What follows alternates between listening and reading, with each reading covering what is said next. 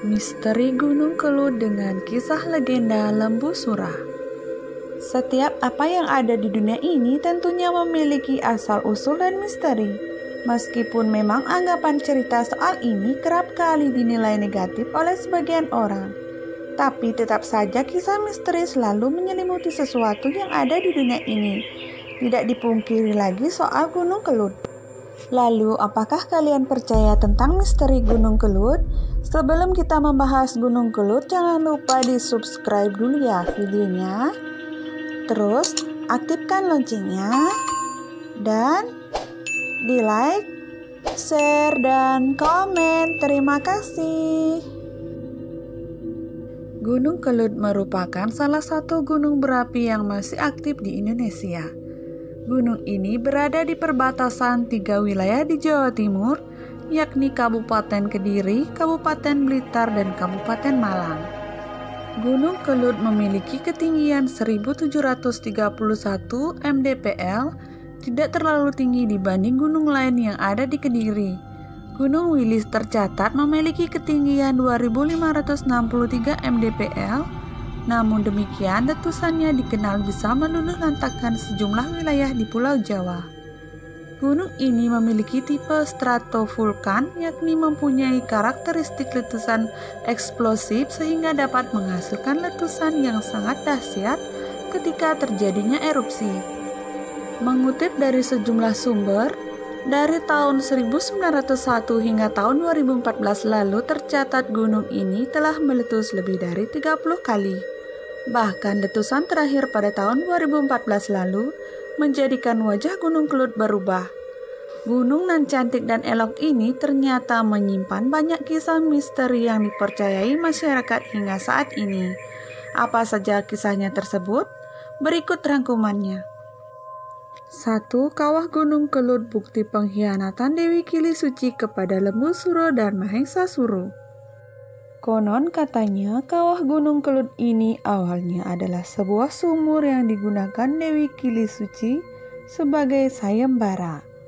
Dewi Kili Suci merupakan putri dari Jenggulu Manik yang terkenal akan kecantikannya. Putri ini dilamar 2 orang raja. Seorang berkepala lembu bernama Raja Lembu Suro dan satunya lagi berkepala kerbau bernama Mahesa-suro. Tidak ingin dipersunting mereka, akhirnya putri cantik ini membuat sayembara, yakni meminta dibuatkan 2 sumur di atas puncak Gunung Kelut. Sumur yang dibuat pun harus berbeda, satu berbau amis dan lainnya berbau wangi. Pembuatan sumur ini pun berbatas waktu, hanya 1 malam saja.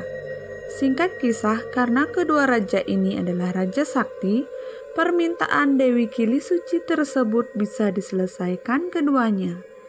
Tidak hilang akal, Dewi cantik ini meminta keduanya untuk membuktikan bau sumur buatan mereka. Masuklah kedua raja sakti ini ke dalam sumur. Pada saat itulah Dewi Kili Suci meminta prajuritnya untuk menimbun raja tersebut dengan batu.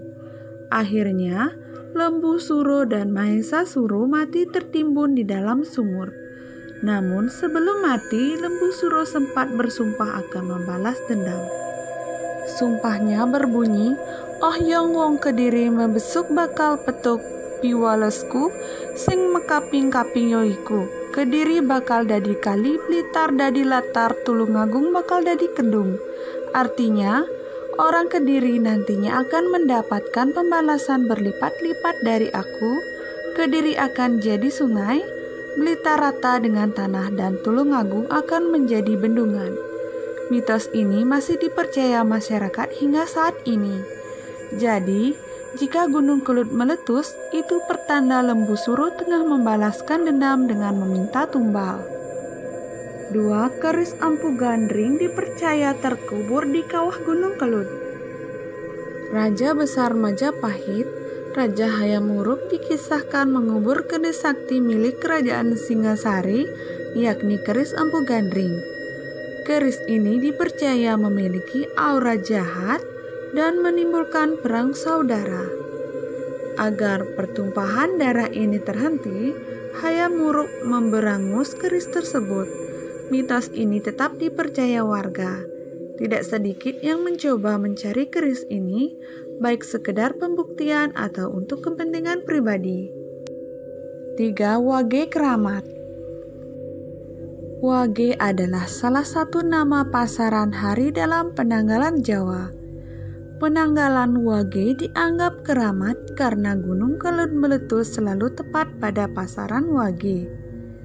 6 tahun lalu, tanggal 13 bulan Februari tahun 2014, Gunung Kelut erupsi pada malam hari.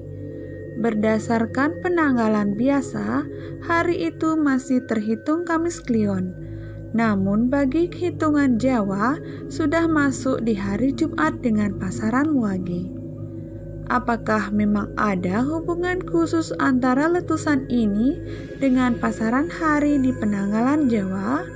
Yang jelas, mitos ini masih dipegang warga lereng Gunung Kelut sampai sekarang.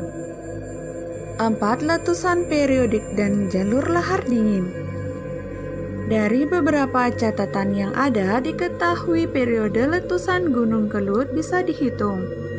Gunung ini memiliki periode letusan sekitar 15 tahunan. Dari catatan yang pertama yang ada, gunung ini meletus tahun 1901, 1919, 1951, 1966, 1990, tahun 2007 dan tahun 2014. Perubahan periodik ini terjadi akibat adanya sumbatan pada kawah Gunung Kelut. Erupsi pada tahun 2007 membuat kawah tertutup material dan muncul anak Gunung Kelut. Sumbatan ini mengakibatkan banyak material yang terkungkung sehingga menjadikan energi yang besar saat meletus. Tingkat letusan Gunung Kelut diketahui berbanding lurus dengan volume sumbatan. Puncak Gunung Kelut diketahui memiliki danau kawah. Saat terjadi letusan, air kawah akan menjadi lahar dingin. Ini tidak kalah berbahayanya. Airnya akan menyapu apapun yang dilewatinya, seperti banjir bandang. Konon katanya, jika akan terjadi lahar dingin, maka jalur yang akan dilewati muncul seorang laki-laki berjubah hitam yang akan memperingatkan warga agar menepi dari jalur lahar ini. Cerita ini masih dipercaya masyarakat hingga saat ini. 5. Pembangunan sodeta aliran lahar dilakukan sejak zaman kerajaan. Gunung Kelut dikenal sebagai gunung api aktif yang memiliki ledakan berbahaya. Bahkan pasca letusan gunung ini, sejumlah catatan menuliskan upaya pemerintah pada saat itu untuk mengelola lontaran lava atau lahar yang terjadi. Pada zaman kerajaan kuno ditemukan sebuah catatan adanya pembuatan sodetan atau terusan kali untuk mengalirkan lahar. Catatan ini ditemukan di Prasasti Harinjing yang ditemukan di Desa Siman, Kecamatan Kepung, Kabupaten Kediri. Dalam prasasti tertulis adanya pembangunan sodetan dari Sungai Konto ke Sungai Harinjing yang saat ini dikenal sebagai Sungai Sarinjing. Prasasti dengan angka tahun 921 Masehi ini diperkirakan dibuat pada era pemerintahan Tulodong pada zaman Mataram kuno. Itulah tadi beberapa mitos Gunung Kelut yang dipercaya masyarakat secara turun-temurun. Menjadi gunung berapi aktif tidak membuat ciut nyali. Pembangunan infrastruktur terus diperbaiki demi untuk penampilan diri lebih cantik lagi. Legenda asal mula Gunung Kelut. Tahukah kalian bagaimana sebenarnya asal mula dari Gunung Kelut? Berikut ini adalah kisah asal muasal Gunung Kelut menurut cerita rakyat Jawa Timur. Diceritakan bahwa Brawijaya merupakan salah satu raja yang pernah berkuasa di kerajaan Majapahit. Ia memiliki seorang putri yang sangat cantik bernama Putri Diah Ayu Pusparani. Banyak pria muda jatuh cinta pada Putri Diah Ayu Pusparani saat pandangan pertama. Namun dia selalu menolak lamaran pernikahan mereka. Kondisi itu membuat Raja Brawijaya sedih. Dia sangat ingin melihat putrinya menikah. "Kamu harus segera menikah, putriku," kata Prabu Brawijaya. "Ayahanda semakin tua, ayahanda tahu kamu sedang mencari suami yang hebat. Ayahanda punya ide, ayahanda akan mengadakan sayembara. Bagi siapapun laki-laki yang bisa meregangkan busur Kiai Garuda Yaksa dan mengangkat gong Kiai Sekardelima, ia akan menjadi suamimu," lanjutnya. Putri Dyah Ayu Pusparani tidak bisa berkata-kata. Dia tahu ayahnya sangat ingin dia menikah. Dia hanya berharap dia akan menikah dengan pria yang hebat.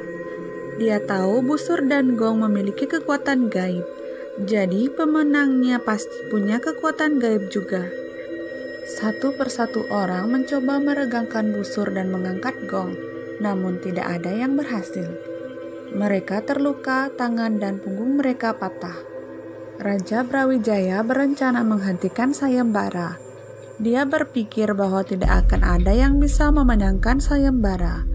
Namun sebelum dia menghentikannya, seorang pria mendatanginya. "Jangan hentikan sayembara sekarang. Saya belum mencobanya." Semua orang menatapnya. Dia sangat aneh. Kepalanya tidak seperti kepala manusia. Dia memiliki kepala banteng. "Siapa namamu?" tanya raja.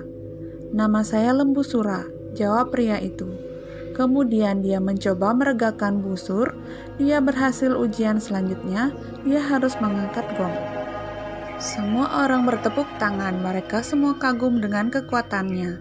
Namun Putri Dyah Ayu Pusparani merasa sedih. Dia tidak pernah berpikir bahwa dia akan menikah dengan pria berkepala banteng. Raja Brawijaya juga sedih, tapi dia tidak punya pilihan. Dia harus menepati janjinya. Belakangan, dia meminta anak buahnya menyiapkan upacara pernikahan. Upacara semakin dekat dan Putri Dyah Ayu Pusparani sangat sedih. Dia sangat ingin membatalkan pernikahannya. Dia sedang berpikir keras, akhirnya dia punya ide. Dia memberitahu ayahnya. "Ayah minta Lembu Sura membuat sumur di puncak Gunung Kelut. Sumurnya untuk saya mandi," kata Putri Dyah Ayu Pusparani. Raja Brawijaya memahami rencana tersebut. Ia meminta Lembu Sura untuk pergi ke puncak Gunung Kelut. Lembu Sura setuju. Sesampainya di sana, Lembu Sura menggali tanah.